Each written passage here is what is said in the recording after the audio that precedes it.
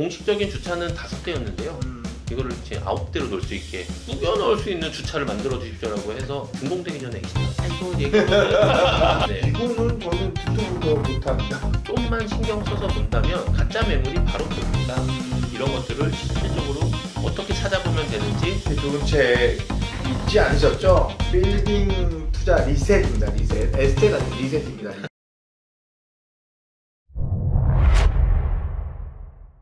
주차는 이건 제가 직접 해드렸던 건데 제가 강의할 때 이거 말씀드리거든요. 제가 2019년도에 설계부터 이제 컨설팅 해드린 게 있는데 그때 과감하게 1층을 포기하고 주차를 50평 남짓의 땅이었는데 주차를 9대 넣을 수 있게 설계를 해드렸습니다.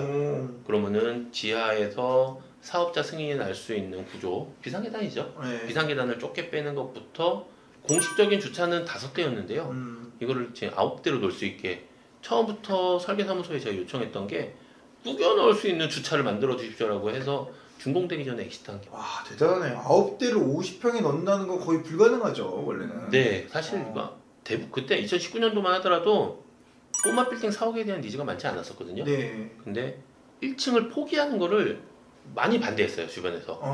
근데 제가 과감하게 좀 말씀을 드렸죠. 강남은 주차장이다. 그리고 대표님이 자주식 주차라고 손님이 자주식 주차하는 걸 원한다. 직원은 안쪽에 1열 주차하면 된다. 아 4억인가 보네. 예, 4억으로 맞췄습니다. 상가가 아니면 가능하겠네. 네. 그러니까 상가를 포기한 거죠. 그래서 제가 또 사례로 하나 이거는 이제 너무 오픈된 데서 말씀드리기는 소유주분이 계시기 때문에 어려운데 그런 거 해줘야지. 아 이거 얘기하면 어딘지 안 말하면 돼요. 우리 모르는 네. 걸로. 네, 요거 강남권이고요. 네. 강남에서도 더블 역세권입니다. 네네. 근데 1층에 12평짜리 상가를 만든 거예요. 예.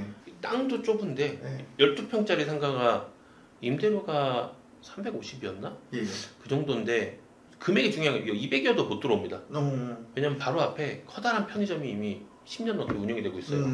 그러면 12평에서 월세 300을 어떻게 냅니까? 임차인이 수익을 만들 수 없는 구조가 그거예요. 그러면 과감하게 1층을 포기하고 위층에서 임대료를 높일 수 있게 주차 공간을 확보하는 것도 저는 하나의 방법이다. 왜냐면은 안정적인 운영이 어찌 보면은 리스크 헤지가 가장 큰 수익의 근원이 될 수 있거든요. 지금 준공된 되게 이쁘게 지었거든요. 건물. 준공된 지 한 2년 정도 됐는데 안 들어왔습니다. 아직 공실이고요. 그거는 뭐 기회가 된다면 제가 그 사진으로 추후에 한번 보여드리도록 하겠습니다. 아 감사합니다. 그런 것들을 우리가 참고해서 빌딩 투자할 때 다들 조심하고 해야 되겠습니다. 자 그러면 감정평가 방식이 원래 이제 3가지가 있잖아요. 네. 원가 분석법, 수익환원법, 비교사례법 이런 것들도 많이 물어보들 보시나요? 건물 매입하시는 분들 사실 어떤 걸 제일 선호하세요? 소비자분들, 그러니까 고객분들 중에서 감정평가 방식을 모르시는 분들이 거의 대부분이시고요. 아 그래요? 네, 그러니까 이 부분에서는 가장 중요하게 많이 사용하시는 게 비교사례법이죠. 옆 건물이 얼마. 그리고 그게 편해. 네. 평당 단가하고 그렇죠. 전체 매가. 네. 이 두 개가 제일 편해요. 그게 제일 간단하고요. 가장 정확하니까요. 네. 근데 여기서 제가 말씀드리는 거는 상권에 대한 입지와 비교사례법을 같이 섞어서 보셔야 된다라고 좀 말씀을 드리는 거고요. 제가 이제 수익률 계산할 때에는 네네. 관리비는 빼고 네네. 임대료를 단순 수익률로 계산하는 걸 항상 말씀을 드려요. 다들 뭐 이자가 어떻고 물론 이제 금리를 한 지렛대 효과에 대한 수익률 계산법도 넣기는 했는데 네네. 금융사에서 하는 수익률 계산도 이 단순 수익률 계산을 기반으로 하고 있습니다. 네네네. 여기서 더 디테일하고 복잡해지는 거지 단순 수익률을 벗어나는 건 아니거든요. 왜 제가 단순 수익률을 말씀을 드리냐면 빠르게 보셔야 돼요. 이게 좋다 나쁘다를 판단하셔야지 살지 말지 판단을 하시거든요. 그 단순 수익률로 이건 살만하다 할 때 그때 복잡한 기법으로 보시는 게 정답입니다. 일단 월세 기준으로 보라는 얘기시죠? 네, 그렇죠. 관리비 빼고. 네. 그 관리비를 또 비싸게 받아가지고 월세가 싼 것처럼 보이게 하시는 분들도 있던데. 그거는 이제 잉여 수익이라고 이제 흔히 표현을 하는데 네네. 그 부분도 수익으로 계산을 해야죠. 근데 그 부분도 수익을 계산을 하는데 일단은 그냥 월세 기준으로 단순하게. 그거는 넣어야 되는 게 맞아요. 그래요? 왜냐면은 월세보다 관리비가 비싼 건물도 있습니다. 그러니까요. 네. 그런 데가 있어가지고 네. 깜짝 놀라 속았다 이런 데 있잖아요. 네. 네. 그렇군요. 그런 것도 좀 잘 보면서 정확하게 실질 수익이죠. 그걸 이제 수익률 환원법으로 했을 때 가격을 매길 때 필요한 정보들이 있네요. 네, 그렇죠. 아, 그렇구나. 자, 이런 것들 가지고 우리 이제 건물의 가격을 매기고 하는데 이런 게 일단 우리한테 불인이한테는 우리 피부에 와닿긴 하거든요. 그러나 이제 개념 정리가 참 중요하다라는 이야기들이 이 책에 많이 담겨 있습니다. 마지막으로 좀 요거 좀 재미있는 것 같아서 우리 불인이한테 필요한 임대단가 비교 및 광고 분석하기. 네. 이거는 저는 듣도 보도 못한.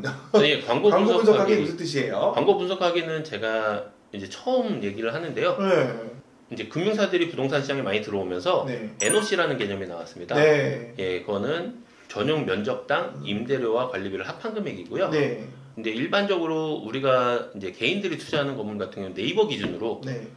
임대 면적으로 표시가 되는데 이 임대 면적도 정확하지가 않고 한 층 면적으로 얘기되는 것들이 많습니다. 왜냐면은 중소형 빌딩 같은 경우는 한 층에 한 임차인만 있는 경우가 많잖아요. 그럼 계단 면적까지 다 해가지고 한 층으로 비교를 하는데 네.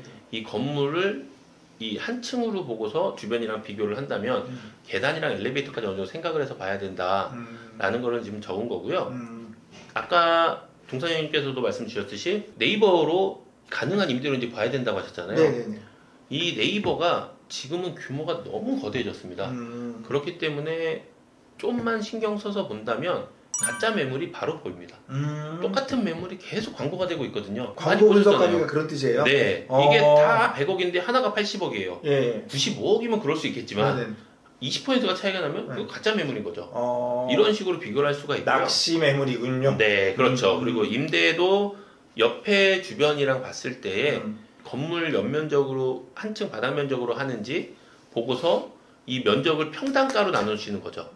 이렇게 해서 비교를 하시면은 이 건물의 임대료가 실질적인 건지 아닌지를 좀 알 수가 있으십니다. 그러니까요. 참 안타깝게도 사람인지라 네. 80억에 나오면 100억에 나온 게 10개라도 80억짜리 꼭 클릭하고 전화해보거든요. 네. 진짜일까 하죠. 아, 그러니까요. 이런 그 매물을 검토하는 사이트들을 또 소개해 줄 수도 있나요? 안에 뭐 기본적으로 토지에 대한 것들, 토지음에서 찾는 방법도 기초적인 것들을 말씀을 드려놨고요. 그리고 디스코라던가 밸류맵 같은 형식으로 이제 보는 거, 그리고 그 상권에 대해서 임차사들을 볼 수 있는 게 있습니다.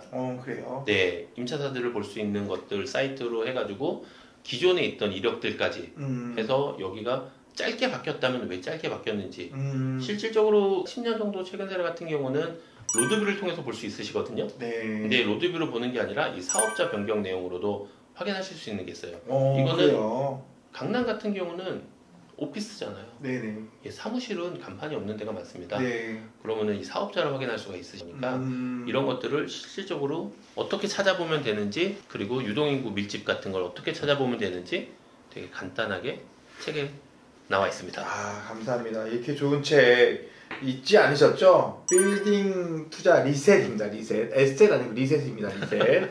네, 우리 그 임광선 대표님을 통해서 오늘 많은 이야기를 책을 통해서 공부할 수 있어서 감사드립니다. 네, 시청자님들 오늘도 오랜 시간 시청하느라 고생 많으셨고요. 오늘 좋은 하루 되십시오. 감사합니다.